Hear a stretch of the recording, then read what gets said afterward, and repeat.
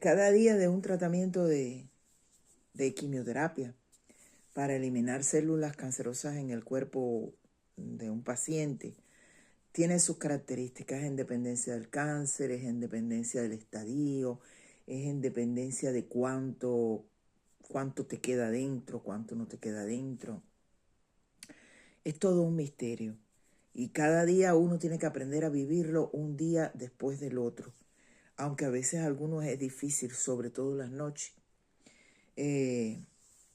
o los amaneceres, que el biorritmo del cuerpo, el ritmo circadiano del cuerpo hace unos saltos que a veces no te ayudan.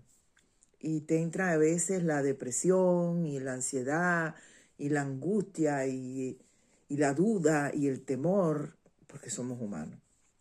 Y después te entretienes con pequeñas cotidianidades, porque yo lo veo así. Si yo voy a hacer una batalla y la voy a entrar a pelear pensando que estoy perdida, mejor no hago la batalla. Me quedo el tiempo que mi cuerpo me permita y me disfruto mi cuerpo natural. Si voy a hacer una batalla es porque voy a tratar de ganar la batalla o porque confío en que ya he ganado la batalla y lo que estoy es reforzando periodos venideros en los que puede haber otras declaraciones de guerra entre mi cuerpo y yo. Pero en ese tiempo uno ve millones de cosas. Pero para un cubano, bueno, para mí, porque hay cubanos que no son como yo, tal como yo, no soy igual que otros. Pero para mí, que vivo Cuba en el corazón y que para mi modo de ver, estar afuera siempre fue una manera de viajar y regresar. Y siempre será mientras pueda, cuando pueda. En el periodo que estoy curándome, lógicamente no, pero yo desde el 2014 regresé a casa cuando saqué a mami, saqué a papi, perdón, cuando saqué a papi y me quedé. Me quedé en el sentido de que ya después fue periodos de viaje que podían haber sido misiones de trabajo. Pero yo quiero decir, para un cubano es muy difícil adaptarse a muchas cosas y yo creo que nosotros somos los emigrantes más sentimentales del mundo y por millones de razones la vida te trata de doblar, pero tú eres cubano y te enderezas y te ríes y sacas los dientes o tratas de encontrarle el apego a la vida, a la cotidianidad. Más allá de eso, la situación actual del mundo golpea a quien realmente emplea las neuronas en pensar cosas no dramáticas, sino simplemente cosas con sustancia. Yo hoy estaba navegando en Facebook millones de cosas, porque entre otras cosas se me había extraviado un paquete que mandé para que enviaran para Cuba con unos paneles solares y una power bank que se carga con los paneles, o sea, un convertidor de los paneles, y no lo encontraba y entonces estaba escribiendo y la inteligencia artificial mía que veía que estoy en Italia y que normalmente escribo con ella en italiano, yo trataba de pasar al inglés y entonces le escribía en español y entonces ella formaba unas locuras en las cuales llegué a escribirle a la inteligencia artificial de Amazon que estaba hablando conmigo, la femenina de Rufusima. Y hubo un momento en que le dije, I love it so much. Y me eché a reír yo misma y dije, mira, te estás riendo, ya hoy no te sientes tan mal, a pesar de que me había sentido extremadamente mal. Esta mañana me salían trozos de membrana de las adenoides, de la inflamación de las membranas, por la mucositis que provocan las químicas en mi cuerpo por los 3, 4 primeros días de cada semana desde el mes de enero. Y estando en eso, y puse en Facebook, no encuentro, me siento como el compañero que dijo que Cuba iba a ser uno de los primeros países en la batalla energética, en ganar la batalla energética, las energías renovables, solares y renovables. Y yo me reía, estoy como él, porque dicen que una vez hubo un atraso porque no llegaron los tornillos de los paneles solares, todavía están esperando. Los paneles de vertiente están todavía por hacerse y ya estamos casi en abril y la promesa que le hicieron a Díaz-Canel era entregar los paneles solares en vertiente en abril. Y eso respondió, lo que pasa es que las personas a veces no profundizan, eso respondía al por qué Díaz-Canel estuvo en vertientes visitando hace poco, porque él estaba revisando los paneles solares. Pero no le dicen a la gente. El noticiero se ha vuelto una cosa que no nos dice nada. Antes nos decía todo. La mesa redonda. Yo recuerdo una época, Fidel, mire que yo no estoy enamorada de Fidel, nunca estuve.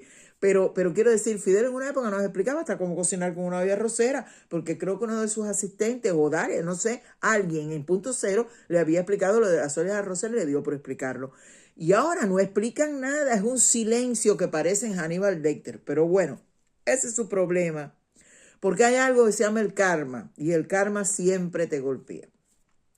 Y la otra cosa que estaba mirando era una declaración que había en Facebook de Robert De Niro, conmovedora, en la que explica cómo se le murió por una sobredosis de fentanilo su nieto de 20 años.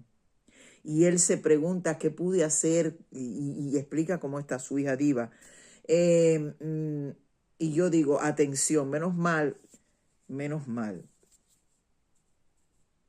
que ahora parece que se van a ocupar de la droga, porque yo les voy a decir una cosa, no pueden dejar que se coma a los muchachos, y se los está comiendo. Yo estuve 5 minutos en Cuba, en enero del 2025 fui 5 minutos a retroalimentarme a mi casa, a dejar cosas que tenía que dejar en mi casa, porque aquella es mi casa, yo estoy aquí en casa de mi esposo, pero aquella es mi casa, aquella es mi vida, aquella es mi cotidianidad, mis amigos, mi entorno y mi núcleo. Porque mi núcleo familiar se compone de mi perro y mis amigos y mi hija. Pero mi hija tiene su vida porque ella es una adulta. Y entonces, en ese tiempo que yo estuve en La Habana, yo vi 6 personas drogadas. Y estaba parando en Línica, ¿ok? A 2 pasos los CDR nacionales.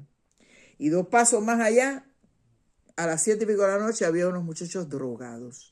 Cuando pregunté, me dijeron el químico. Después una amiga me dijo, ay, mi nieto está perdido con el químico. Y no sabemos porque es que no teníamos tiempo, trabajábamos, ellos trabajan en el mundo del turismo, nos movíamos. Y después en Camagüey me dijeron, hay químico. Pero vine de La Habana hasta Camagüey, lógicamente, porque yo entré por La Habana. Y cuando estaba en Camagüey, la única salida que hice en la semana, vi una muchacha salir de frente al partido de Camagüey, de un edificio que hay allí. Esa muchacha estaba drogada. Y si no estaba drogada, estaba a punto de tener un ataque de hambre y desmayarse. Pero nadie camina si no está drogado. Y entonces todos lo ven y nadie hace nada. Pero menos mal que dicen que sí, que ahora sí están haciendo. Hagan, porque la solución de la sociedad, por lo menos en estos 4 años, no es irse de Cuba o irse para el norte o para el Yuma, como decía un ex de mi hija. Que no, lo único que veía era el Yuma y mi esposo le dijo, ven acá. Y tú no piensas que Europa es el Yuma. No, el Yuma es el Yuma. Y nunca llegó al Yuma el pobre. Se quedó en Sudamérica. Pero lo que quiero decir es, no es la solución de nosotros ahora.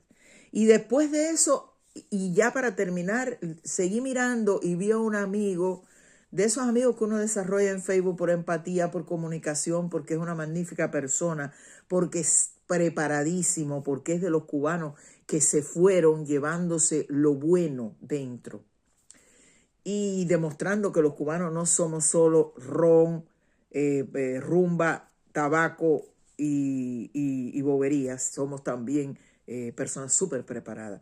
Y lo vi llorando por su mamá y me di cuenta que sí, lo abracé en la distancia, porque en los días que yo estoy mal, en los días que creo que no voy a poder, que me voy a rajar o que no me voy a sanar, yo clamo por mi madre.